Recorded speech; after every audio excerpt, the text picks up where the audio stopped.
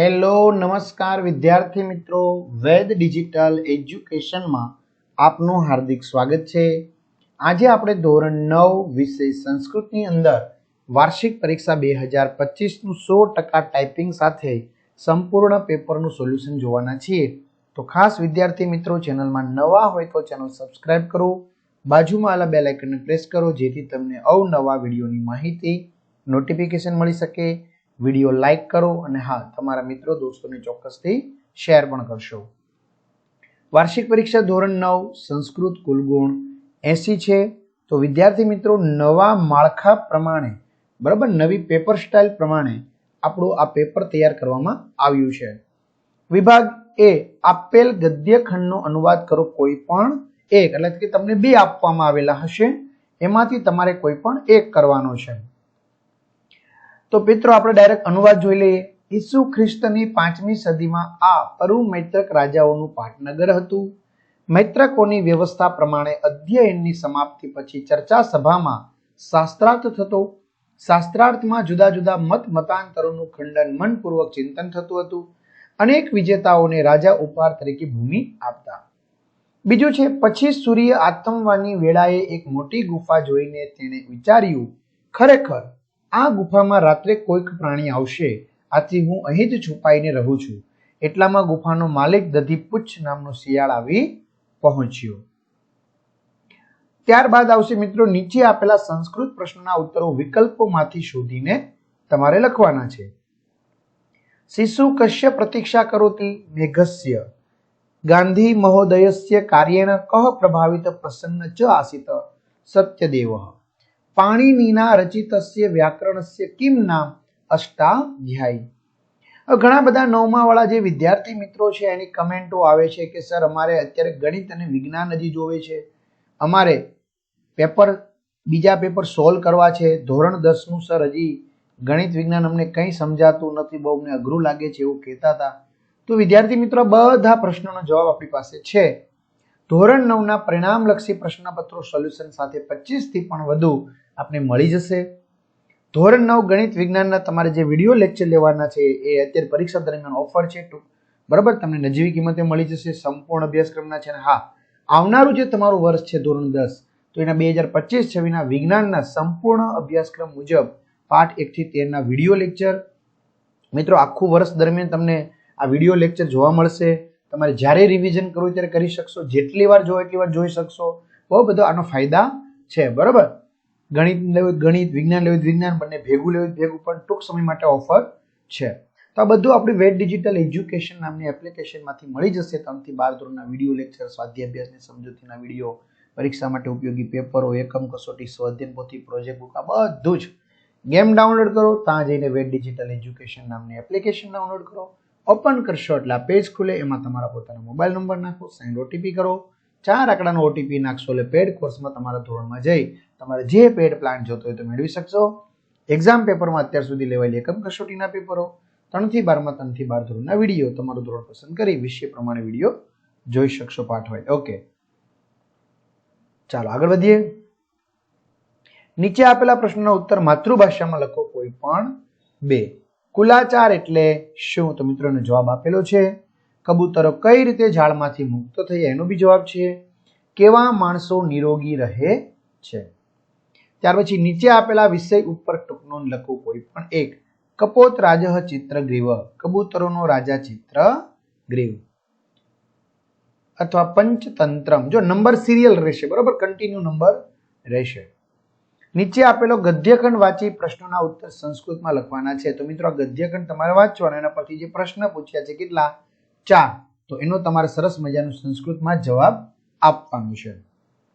વિભાગ બી, આપેલ શ્લોકનો અનુવાદ કરી ફરીથી લખો, બરાબર। તો આ શ્લોક છે, એનો અનુવાદ। આ વસંત વાવોના જળને, મણિઓના કંદોરા ધારણ કરેલી ચંદ્રની ક્રાંતિવાળી સ્ત્રીઓને અને મોરથી લચી પડેલા આમ્ર વૃક્ષોને સૌંદર્ય પ્રદાન કરે છે।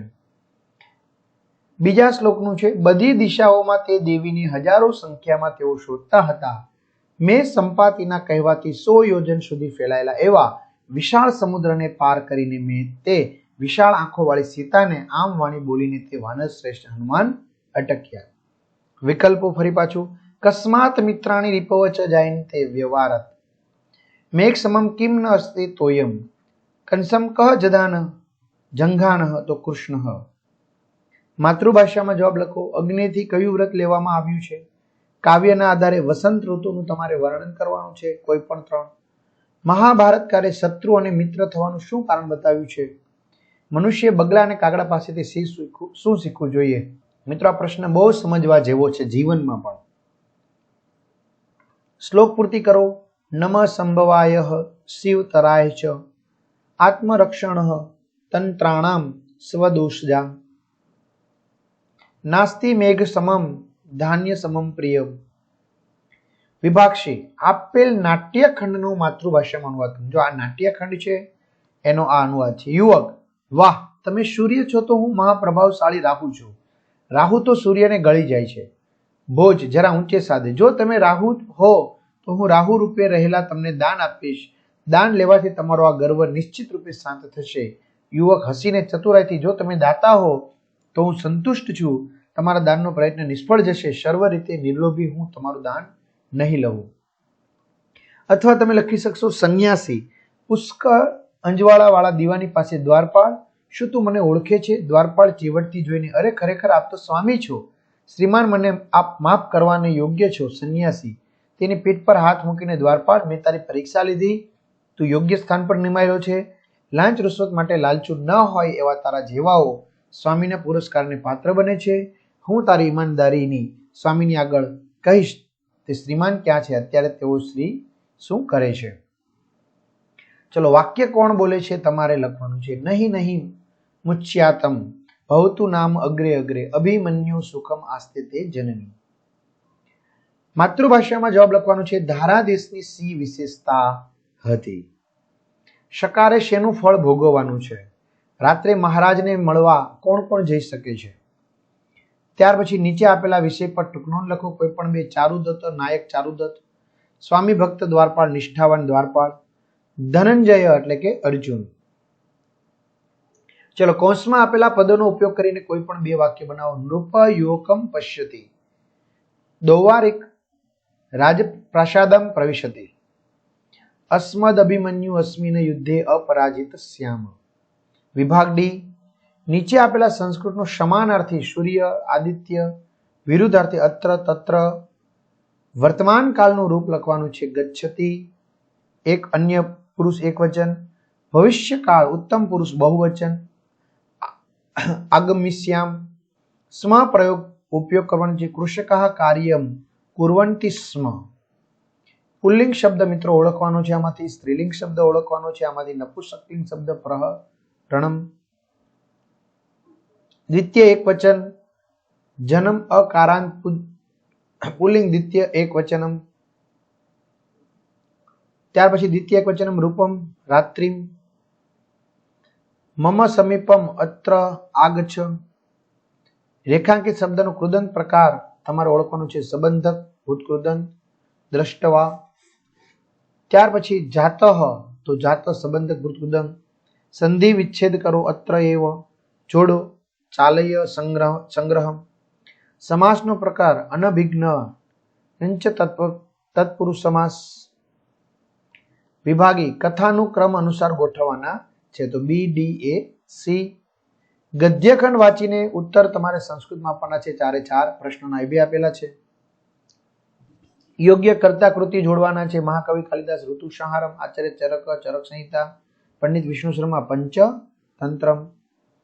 ત્યાર પછી લીટી કરેલો શબ્દ છે એ સુધારી ફરતી તમારે ગદ્યખંડ લખવાનો છે. તો મિત્રો પંચમ્યા બરોબર, તો એ ઘાટું કરેલું છે. જો મૈત્રકાણામ, વ્યવસ્થાનું સારમ, ખંડન બરાબર, એવી રીતે તમારે સુધારીને લખવાનું છે.